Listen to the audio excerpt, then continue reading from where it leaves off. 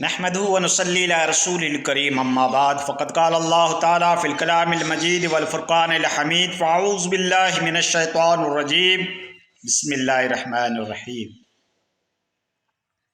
من الذين فرقوا دينهم وكانوا شيعا كل حزب بما لديهم فرحون لا حول ولا قوة الا بالله العلي العظيم وقال عز وجل فی مقام آخر اتخذوا احبارهم ورهبانهم اربابا من دون اللہ۔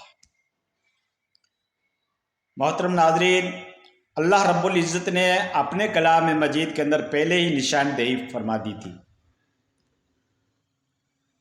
پبلک کی جو رویہ ہے، جو اس کا ایٹیچیوڈ ہے، جو اس کے پرسیپشن ہے، جو ان کے کنسیپٹ ہیں، جو ان کے عقائد ہیں، جو ان کے نظریات ہیں، جو ان کے افکار ہیں، وہ اللہ تعالیٰ نے قرآن میں پہلے سے ہی بیان کر دیا تھا۔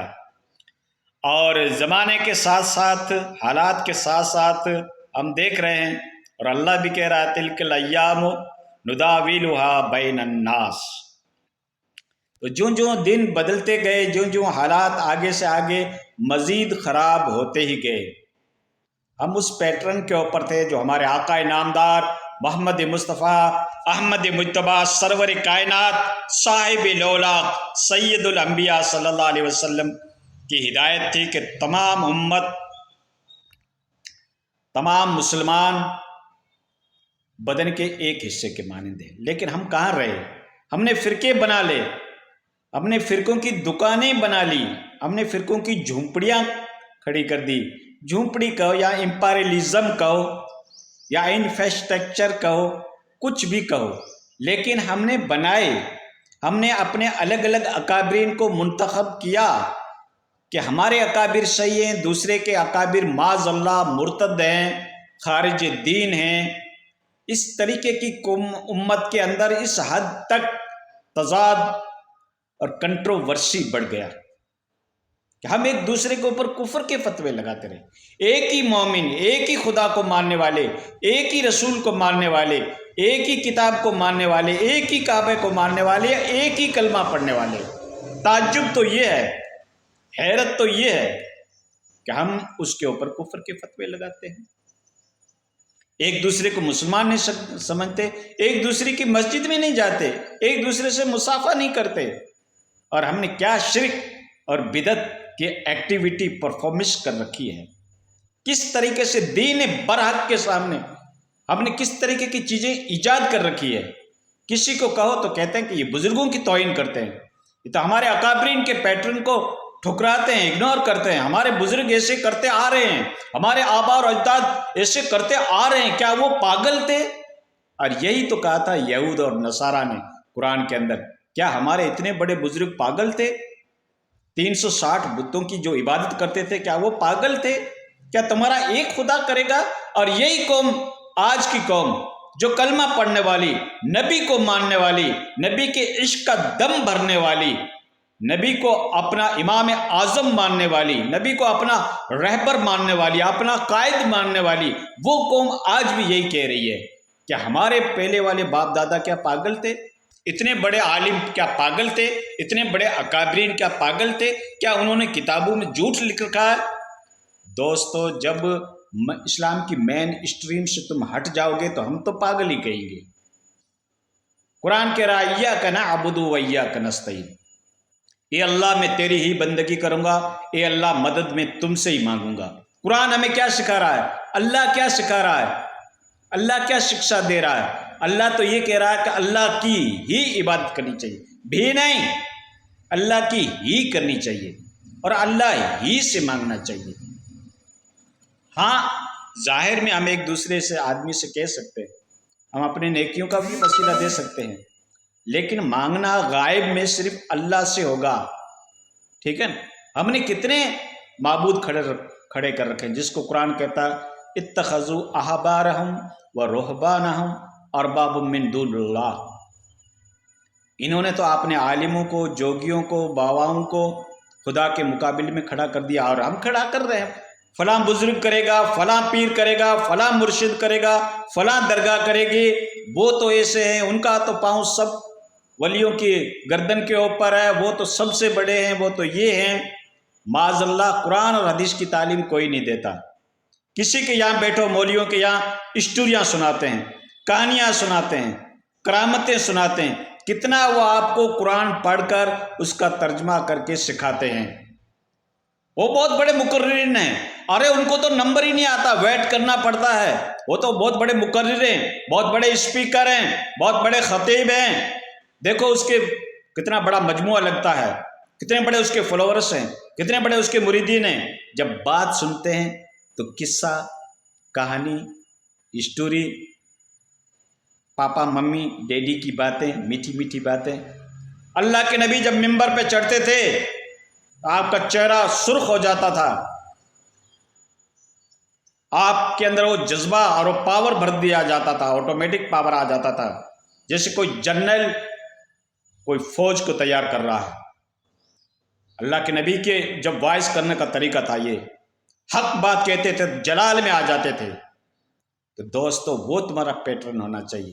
میٹھی میٹھی باتیں کرنے سے، من من کرنے سے دین ہماری زندگی میں نہیں آئے گا، ٹھیک ہے نا؟ حق بات کہنا ہے تو ڈٹ کے کہو، جم کے کہو، جابر حکمراں کے سامنے کہو، تب جا کر تمہارا ایمان مضبوط ہوگا۔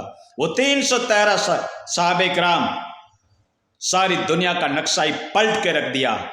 اگر وہ من من کرتے تو دین آج اب تک نہیں پہنچتا۔ انہوں نے کون سے اسباب اختیار کیے، اور آج کے دور کے اندر کون سا اسباب ہونا چاہیے؟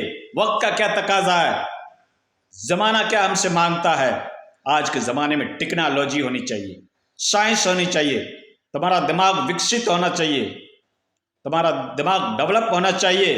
موجودہ زمانے کے اسباب اختیار نہیں کرو گے تو یہ قوم کبھی بھی کامیاب نہیں ہوگی۔ کسی بھی محاذ، کسی بھی پلیٹ فارم کے اوپر یہ قوم سرخرو نہیں ہو سکتی، کامیابی تمہارا قدم نہیں چوم سکتی، ٹھیک ہے؟ خالی امیدیں، ایکسپیکٹیشن ہی لگاتے رہو، امید ہی کرتے رہو، ٹارگیٹ تک، ہدف تک، منزل تک، اپنے آبجیکٹو تک آپ ہرگز اس کو اچیومنٹ نہیں کر سکتے، کامیاب نہیں ہو سکتے جب تک تمہارے اندر پیٹرن محمدی نہیں آئے گا، نبی کا طریقہ نہیں آئے گا، ان صحابہ کرام کا طریقہ نہیں آئے گا۔ اللہ کے نبی نے کہا تمہارے اوپر لازم ہے میرا طریقہ اور میرے خلفائے راشدین کا۔ خلفائے راشدین کا کیسا مشن تھا، ان کے حالات پڑھو، جائزہ لو، احادیث اور کی کتابیں پڑھو۔ اللہ کے نبی نے کہا علیکم بسنتی و سنت الخلفاء راشدین المہدین، تمہارے اوپر لازم ہے میرا طریقہ اور میرے خلفاء راشدین کا جو ہدایت یافتہ ہے۔ خلفاء راشدین نے کیا تمہاری طرح تبلیغ کی، تمہاری طرح دین پھیلایا، مزاروں کو چٹایا، باباؤں کے سامنے جھکایا، بکرے لے کے گئے؟ ان سے پہلے بھی تو کوئی بزرگ تھے، ان سے پہلے بھی تو کوئی اللہ والے تھے۔ کیا نبی نے تمہیں بابا چھوڑا، یا اللہ کے نبی نے کہا کہ اللہ کی کتاب میں تمہارے بیچ میں چھوڑ کے جا رہا ہوں اور میری سنت؟ اللہ کے نبی تو بابا چھوڑ بھی سکتے تھے، ان کے پاس بابا ہمارے سے زیادہ اسٹرانگ اور عظمت والے تھے، لیکن اللہ کے نبی نے بابا نہیں چھوڑا، پیر نہیں چھوڑا، مرشد نہیں چھوڑا۔ اللہ کے نبی نے کہا صلح حدیبیہ کے اوپر کہ میں آپ کے بیچ میں قرآن اور میرا طریقہ سنت چھوڑ کے جا رہا ہوں، اس کو تم پکڑ لو گے تو کامیاب بنو گے، اسٹوریاں سنو گے تو کامیاب نہیں بنو گے، مولویوں کی جو بھی عزت اور میٹھی میٹھی باتیں سنو گے تو کامیاب نہیں ہوگے۔ کامیابی اس میں ہے جو قرآن کے اندر لکھا ہے۔ قرآن میں کیا لکھا ہے؟ وَاعْتَصِمُوا بِحَبْلِ اللَّهِ جَمِيعًا وَلَا تَفْرَقُوا، اللہ کی رسی کو مضبوطی کے ساتھ پکڑ لو اور فرقوں میں مت بٹو۔ قرآن یہ کہہ رہا ہے فرقے مت بناؤ، اور تم نے فرقے بنا لیے، اپنے اکابرین کھڑے کر دیے، ان اکابرین کی تعلیمات سے باہر نکل ہی نہیں سکتے۔ معاذ اللہ، صحابہ کی زندگی کیا تھی، نبی کی تعلیم کیا تھی، خلفائے راشدین کی تعلیم کیا تھی، اسلامک مین اسٹریم کیا ہے، اسلام کے اصول کیا ہیں، اسلام کے عقائد کیا ہیں؟ تمہیں تو کچھ نہیں پڑھی، تمہیں تو اپنے اکابرین کی پڑھی ہے، اپنے فرقے کو بچانے کی پڑھی ہے کہ میرا فرقہ کس طریقے سے بچے، میری جھونپڑی کس طریقے سے بچے، ہمارے اکابرین جو اپنا امپیریلزم کھڑا کیا ہے اس کا دفاع ہم کیسے کریں، بس اسی میں قوم پھنسی ہوئی ہے۔ تب تمہارے اوپر مظالم کے پہاڑ توڑے جا رہے ہیں۔ یہ دنیا بقدر کوشش ہے، تم اسباب نہیں اختیار کرو گے تو صرف درود پڑھنے سے تمہارے معاملے حل نہیں ہوں گے، تسبیح پڑھنے سے، مسجد کا کونا پکڑنے سے یہ امت فتوحات حاصل نہیں کرے گی۔ یہ عالم اسباب ہے، نبیوں نے سبب اختیار کیا، صحابہ کرام نے سبب اختیار کیا، موجودہ زمانے کے جو بھی اسباب تھے ان کو لے کر انہوں نے جنگیں لڑی۔ صرف درود پڑھ کر، نگاہ مار کر حالات کو نہیں بدلا، جیسے کہ تم کلیم کرتے ہو کہ ہمارے بزرگ نگاہ مار کر حالت کو بدل دیتے ہیں۔ کہاں مر گئے اس وقت تمہارے وہ باوا، تمہارے وہ بزرگ، تمہارے وہ ولی؟ قوم کے اوپر وقت آ پڑا ہے، کچھ نہیں ہوتا دوستو سوائے اسباب اختیار کرنے کے۔ ہاں اسباب کے ساتھ دعائیں ہونی چاہیے، اللہ سے دعا مانگنی چاہیے، بے شک میرا رب ہر چیز کے اوپر قادر ہے، ان اللہ علی کل شیء قدیر، میرا رب تو وہ ہے جو چاہے تو اٹھے سینے سے راس ہوگا۔ دوستو باتیں تو بہت کہنے کی تھی، لیکن اللہ تعالی ہمیں اس مختصر بیان کو سننے کے بعد ہدایت عطا فرمائے اور راہ راست صراط مستقیم پہ چلائے۔